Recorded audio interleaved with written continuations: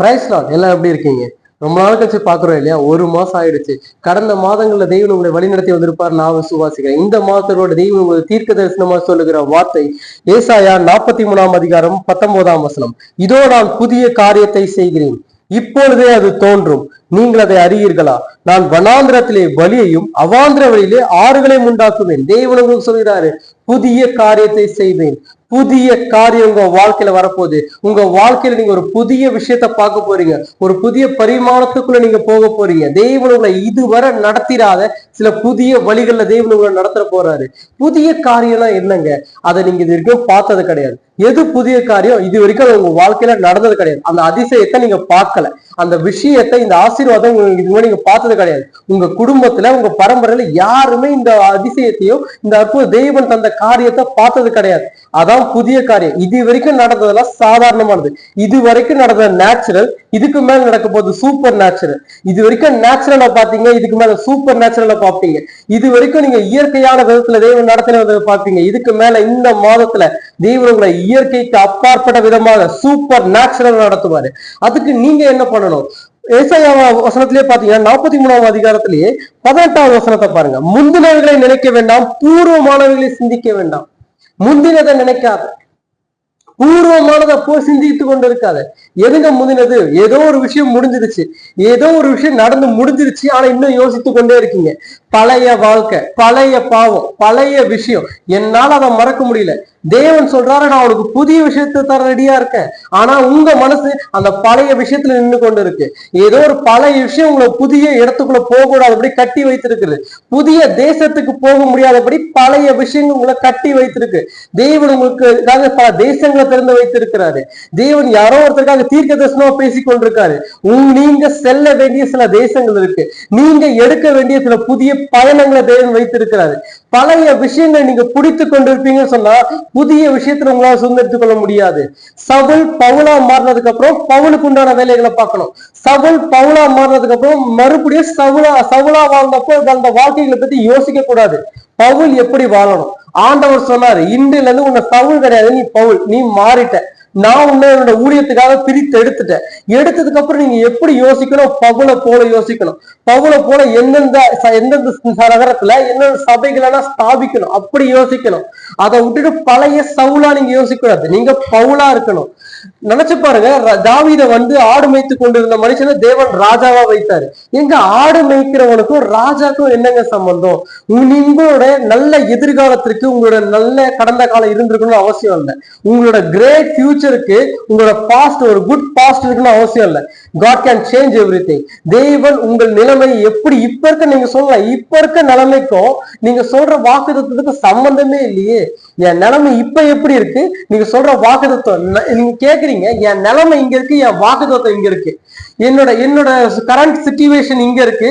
நீங்க சொல்ற வாக்குத்தத்தை தேவன் உயர்த்துவார். அவர் சொல்லுகிறார், உங்களுக்கு புதிய காரியத்தை உங்களுக்காக செய்வார். நீங்க தெரிந்து கொள்ள விஷயம் என்ன பண்ணணும்? ஒரு புதிய காரியம் வரப்போகுது. ஓகே, நான் பழசு சிந்திக்க கூடாது. ஆனா அது எப்ப வரும்?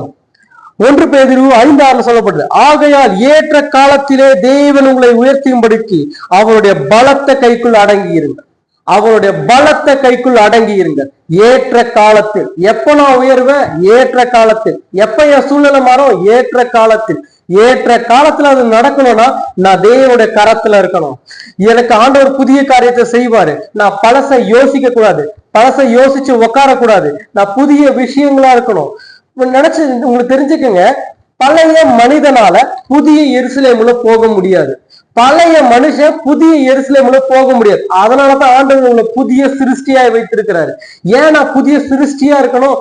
ஏன்னா பழைய மனுஷன் புதிய எருசலேமுக்கு தகுதி இல்லாதவன். புதிய சிருஷ்டியாகி நான் தான் புதிய எருசலேமு சரியானவன். நீங்க புதிய சிருஷ்டியா இருக்கணும். எங்க இருக்கணும்? ஆண்டவருடைய கரத்துல இருக்கணும். ஏற்ற காலத்துல அவனை உயர்த்தும்படிக்கு அவர் உயர்த்துவாருங்க.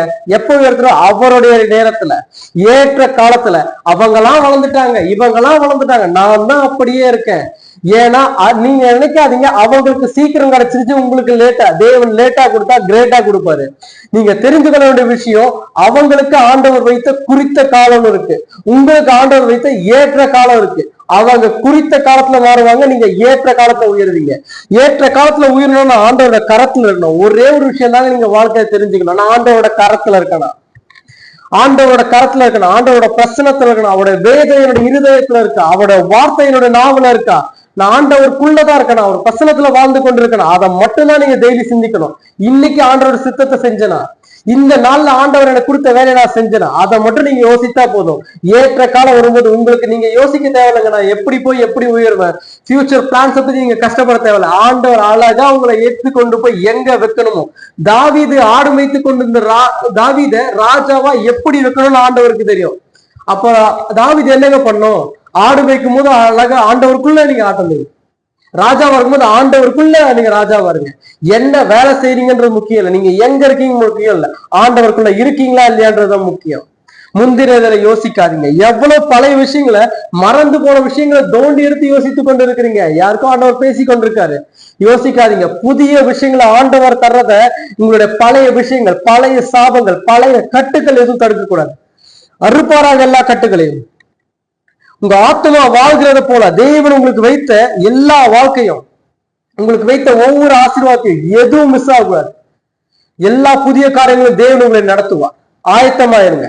இந்த ஒரு வார்த்தையை சொல்ல விருப்புறேன், ஆயத்தமாயிருங்க. எல்லாத்துக்கும் தேவன் நடத்துகிற காரியங்களுக்கு ஆயத்தமாயிருங்க.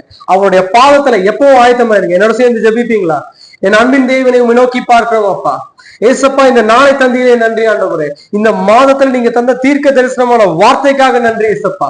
உங்களுடைய பிள்ளைகள் ஒவ்வொரு மேலும் இந்த வார்த்தை ஆம் என்றும் ஆமே என்றும் அப்படியே பலிப்பதா, அப்படியே உங்க வாழ்க்கையில நீங்க தந்த வார்த்தை தரையில இல்ல தலையில விளட்டாண்டவர். அவர்கள் தலையில நீங்க ஏசப்பா உங்க வாழ்க்கையில நீங்க வைத்திருக்கிற ஒவ்வொரு புதிய காரியங்களையும் சாட்சிகளை எழுதி முடிக்க அவர்களுக்கு கிருபை தருவீராக. உணர்ந்து வழிநடத்தும், ஆசீர்வதியும் பலப்படுத்தும். இயேசுவின் நாமத்துல ஜெபிக்கிற நல்ல பிதாவே, ஆமென். God bless you.